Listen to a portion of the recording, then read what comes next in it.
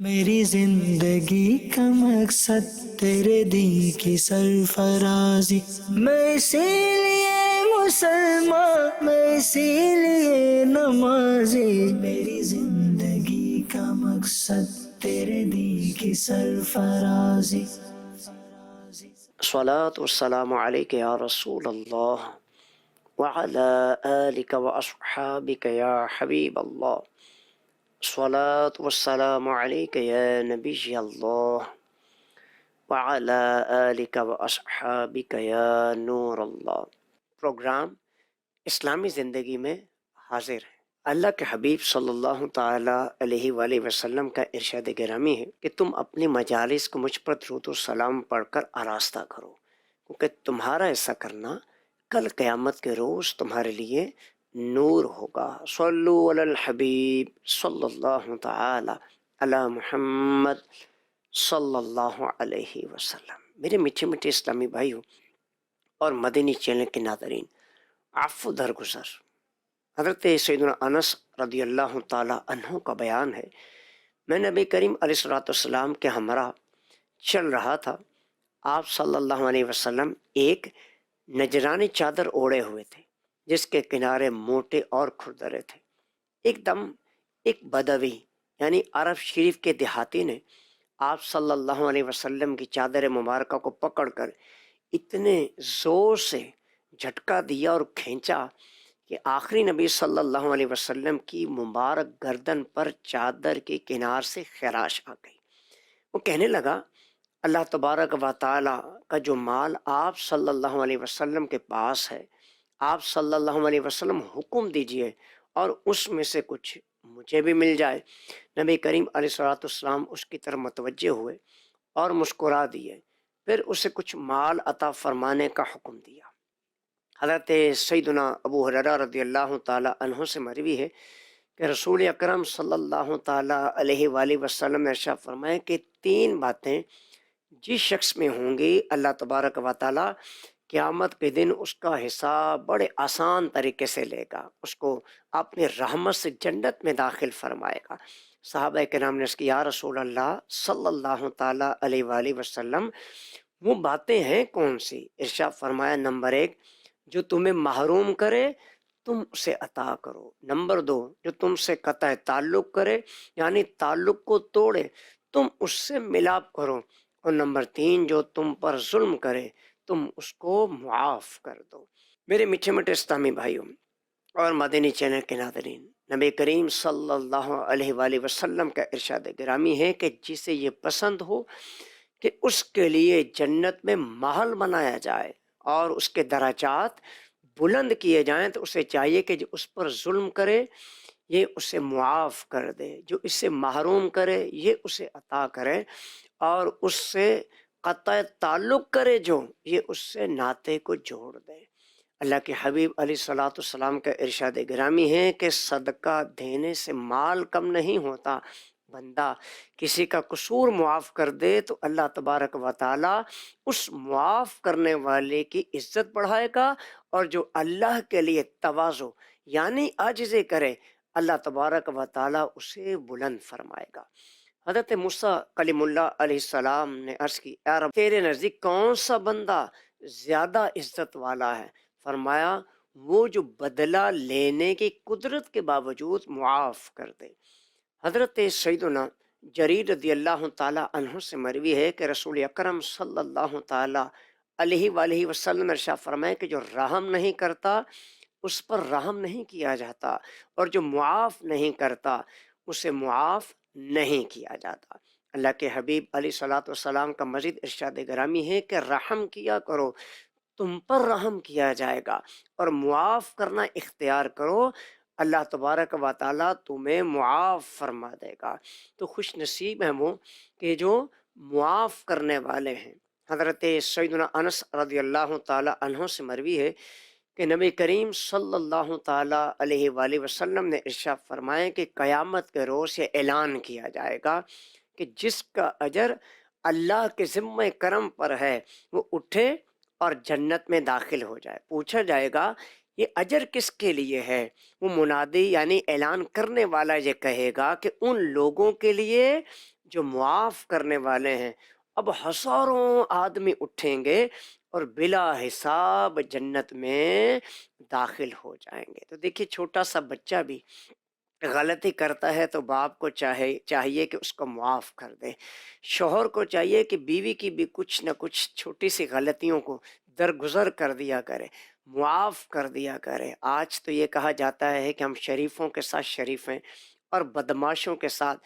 بدماش ہیں، تو اللہ کرے کہ ہم معاف کرنے والے بن جائیں، درگزر کرنے والے بن جائیں۔ غزوہ احد میں جب مدینے کے سلطان صلی اللہ علیہ وسلم کے مبارک دندان کو شہید اور چہرہ انور کو زخمی کر دیا گیا، مگر آپ صلی اللہ علیہ وسلم نے ان لوگوں کے لیے اس کے سوا کچھ بھی نہ فرمایا، یعنی اے اللہ میری قوم کو ہدایت دے کیونکہ یہ لوگ مجھے جانتے نہیں ہیں۔ تو جس آخری نبی صلی اللہ علیہ وسلم کے ہمیں امتی ہونے کا شرف حاصل ہے، پیدا ہوئے تو دائیں کان میں اذان پڑھی گئی، بائیں کان میں تکبیر پڑھی گئی، لیکن آج بدلہ لینے کا ذہن زیادہ ہے اور معاف کرنے کا ذہن یوں ایسا لگتا ہے کہ کم سے کم ہوتا چلا جا رہا ہے۔ اینٹ کا جواب پتھر پہ دینے کے لیے ہر کوئی تیار ہے، روڈ پر حادثہ ہوتا ہے تو لوگ دست و گریبان تک کو پکڑ لیتے ہیں۔ تو دعوت اسلامی کے اشاعتی ادارے مکتبۃ المدینہ کی کتاب سیرت مصطفیٰ کے صفحہ نمبر 437 پر ہے۔ آئیے آقا کے غلاموں، آقا کے امتیوں اور اے میرے میٹھے میٹھے اسلامی بھائی اور مدنی چینل کے ناظرین، سنتے ہیں کہ اللہ کے آخری نبی صلی اللہ تعالیٰ علیہ وآلہ وسلم کو کیسی کیسی تکلیفات کا سامنا کرنا پڑا، کیسے کیسے آپ پر ظلم و ستم ڈھائے گئے، مگر آقا کریم صلی اللہ علیہ وسلم نے اپنی حیات کریمہ میں کبھی بھی اپنی ذات کے لیے بدلہ نہ لیا۔ 8 سن ہجری میں جب مکہ فتح ہوا تو اللہ کے حبیب علیہ الصلوۃ والسلام نے شہنشاہ اسلام کی حیثیت سے حرم الہی میں سب سے پہلا دربار عام منعقد فرمایا، جس میں افواج اسلام کے علاوہ ہزاروں دشمنان اسلام کا ایک زبردست قسم کا ہجوم تھا۔ اس شہنشاہی خطبے میں آپ صلی اللہ علیہ وسلم نے صرف اہل مکہ ہی سے نہیں بلکہ تمام کے تمام لوگوں سے خطاب فرمایا۔ اب خطبے کے بعد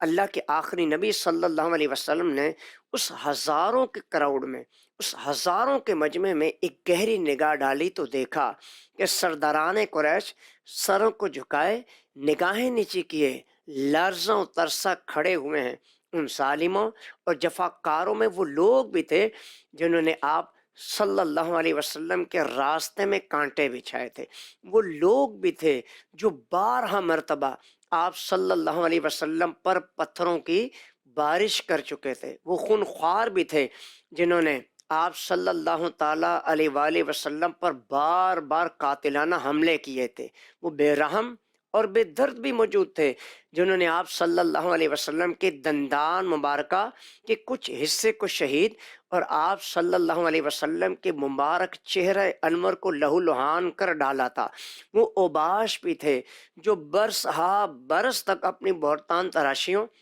اور شرمناک گالیوں سے آپ صلی اللہ علیہ وسلم کے قلب مبارک کو زخمی کر چکے تھے۔ وہ صفاق اور درندہ صفت بھی تھے جو آپ علیہ الصلوۃ والسلام کے مبارک گلے میں چادر کا پھندا ڈال کر آپ صلی اللہ علیہ وسلم کا گلا گھونٹ چکے تھے۔ وہ آپ صلی اللہ علیہ وسلم کے خون کے پیاسے بھی تھے جن کی پیاس خون نبوت کے سوا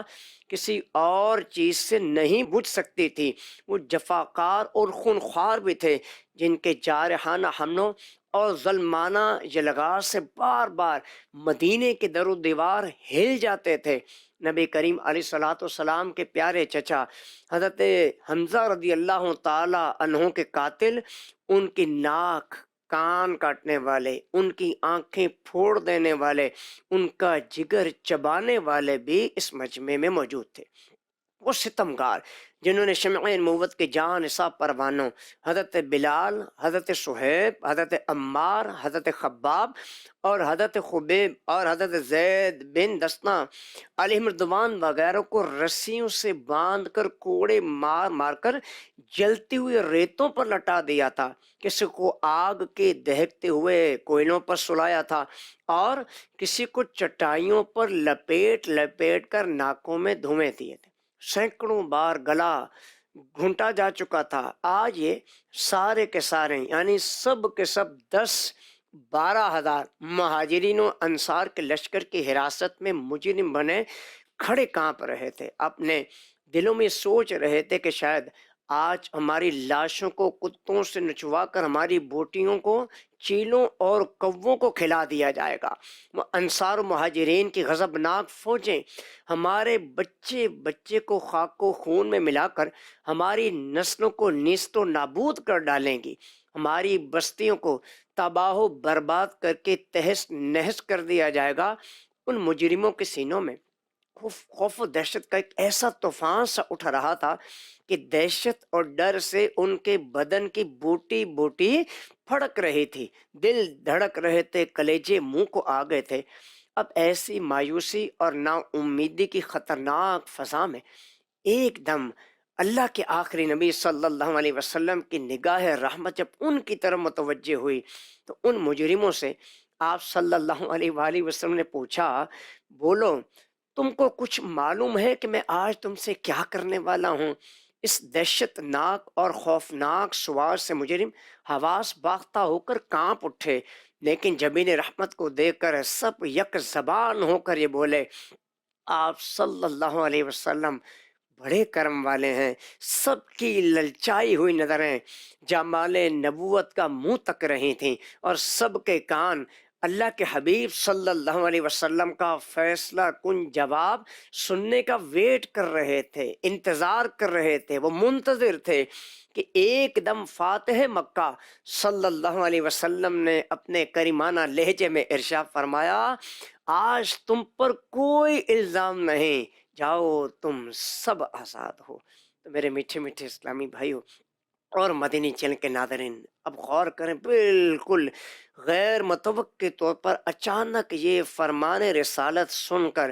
وہ تمام کے تمام مجرموں کی آنکھیں فرتے ندامت سے اشک بار ہو گئیں اور ان کی زبانوں پر یہ جاری ہو گیا، لا الہ الا اللہ محمد رسول اللہ کے نعروں سے حرم کعبہ کے در و دیوار پر ہر طرف انوار کی بارش ہونے لگی اور ایک دم ایسا محسوس ہونے لگا جہاں تاریک تھا، بے نور تھا، سخت کالا تھا، کوئی پردے سے کیا نکلا کہ گھر گھر میں اجالا تھا۔ تو میرے میٹھے میٹھے اسلامی بھائیوں اور مدنی چینل کے ناظرین، ہم سب کو بھی چاہیے کہ ہم بھی درگزر کریں، ہم بھی معاف کریں۔ سنیے، حضرت عائشہ صدیقہ رضی اللہ تعالی عنہ فرماتی ہیں، میرے سرتاج صاحب معراج صلی اللہ علیہ وآلہ وسلم نہ تو عادتاً بری باتیں کرتے تھے اور نہ تکلفاً اور نہ بازاروں میں شور کرنے والے تھے اور نہ ہی برائی کا بدلہ برائی سے دیتے، بلکہ آپ معاف فرماتے اور درگزر فرمایا کرتے تھے۔ ایک شخص بارگاہ رسالت میں حاضر ہوتا ہے، عرض کرتا ہے، یا رسول اللہ صلی اللہ علیہ وسلم، ہم خادم کو کتنی بار معاف فرمائیں؟ آپ صلی اللہ علیہ وسلم خاموش رہے، یعنی چپ رہے۔ اس سے پھر وہی سوال دہرایا، آپ صلی اللہ علیہ وسلم پھر خاموش رہے۔ پھر جب تیسری بار سوال دہرایا تو ارشاد فرمایا، روزانہ 70 بار۔ حضرت مفتی احمد یار خان نعیمی علیہ رحمہ اس حدیث کریمہ کے تحت فرماتے ہیں کہ عربی میں 70 یعنی 70 کا لفظ بیان زیادتی کے لیے ہوتا ہے، یعنی ہر دن اسے بہت دفعہ معافی دو۔ یہ اس صورت میں ہے کہ غلام سے غلطی ہو جاتی ہے، خباثت نفس سے نہ ہو اور قصور بھی مالک کا ذاتی ہو، شریعت کا یا قومی اور ملکی قصور نہ ہو کہ یہ قصور معاف نہیں کیے جا سکتے۔ تو اللہ کرے آج کے بعد ہم بدلہ لینے والے نہ ہوں، ہم قطع تعلق کرنے والے نہ ہوں، ہم رشتوں کو توڑنے والے نہیں بلکہ جوڑنے والے ہوں۔ کہا گیا کہ مٹا دے اپنی ہستی کو، اگر کچھ مرتبہ چاہیے کہ دانہ خاک میں ہی مل کر گل گلزار بنتا ہے۔ اللہ کرے کہ ہماری زندگی ایک ایسے درخت کے تنے کی مانند نہ ہو کہ آندھی آتی ہے اور جڑ سمیت اس تنے کو اکھیڑ کے رکھ دیتی ہے۔ اللہ کرے کہ گھاس کا پتا ایسا بن جائیں، ہماری عادات ایسی ہو جائیں کو ہمیں کتنا ہی برا بلا بولے، کتنی ہی زیادتی کر ڈالے، بھلے بھرے مجمع میں کچھ ذلیل تک بھی کر ڈالے، مگر ہمیں بدلہ نہیں لینا۔ اس آقا کے امتی ہیں، آپ صلی اللہ علیہ وسلم نے کبھی بھی اپنی حیات کریمہ میں اپنی ذات کے لیے بدلہ نہ لیا۔ وہ ایک درخت کا تنا ہے، جڑ اکھیڑ کے پھینک دیتی ہے، وجہ کیا ہے؟ آندھی سبب ہے۔ اللہ کرے کہ ہم اس قدر اپنے اندر جھکاؤ پیدا کریں، اس قدر عاجزی اختیار کریں اور اللہ تبارک و تعالیٰ کی رضا کے لیے اس ظلم کرنے والے کو، اس تنگ کرنے والے کو، اس پریشان کرنے والے کو اللہ کی رضا کے لیے معاف فرما دیں۔ اللہ تبارک و تعالیٰ سے دعا ہے، اللہ تبارک و تعالیٰ اپنے آخری نبی صلی اللہ تعالیٰ علیہ وآلہ وسلم کے صدقے ہمیں بھی معاف کرنے